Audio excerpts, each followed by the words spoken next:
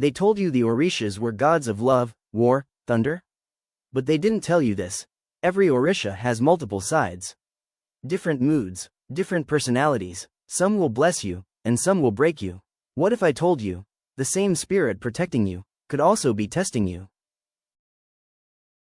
Especially in the traditions connected to the Orishas, there's a deeper truth most people never hear about. They have paths, not different gods, but different expressions of the same force. And depending on which path you encounter, you could experience love or chaos. Let's start with Shango. You may know him as the king of thunder, fire, masculine power, but that's only one side. There's a version of Shango that brings justice, and another that brings destruction. A ruler who commanded respect, but also a man whose temper burned everything around him. Same energy, different path. So the question is, when lightning strikes in your life, is it punishment, or is it power trying to wake you up?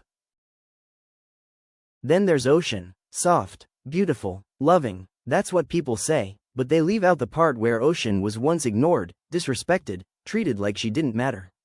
And everything began to fall apart.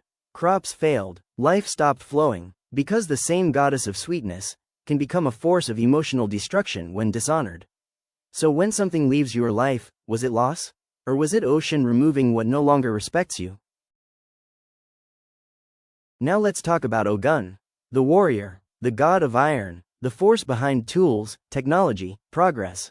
But Ogun walks a dangerous line. Because the same iron that builds cities also creates weapons. There's a path of Ogun that clears the road for you, and another that leaves nothing standing. He is discipline, but also rage. So when obstacles are being cut out of your life, is it growth, or is it destruction you're not ready for? Then comes Oya. She doesn't knock, she doesn't warn, she arrives as a storm. Oya is change, sudden, violent, unstoppable. But here's what most people miss. She doesn't destroy for no reason. She destroys what's already unstable. One path of Oya will shake your entire life, so another version of you can be reborn.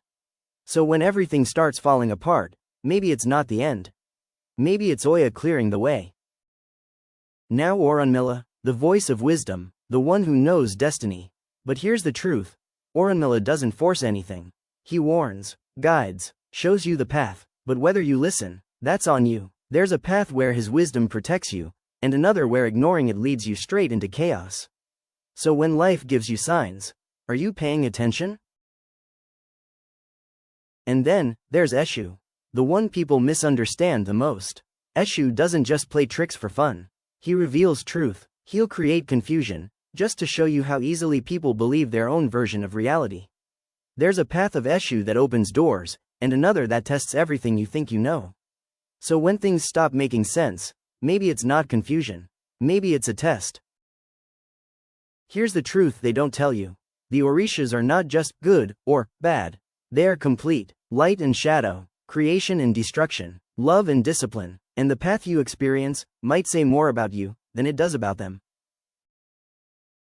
So now I want to ask you, which path have you been experiencing in your life lately? Drop it in the comments.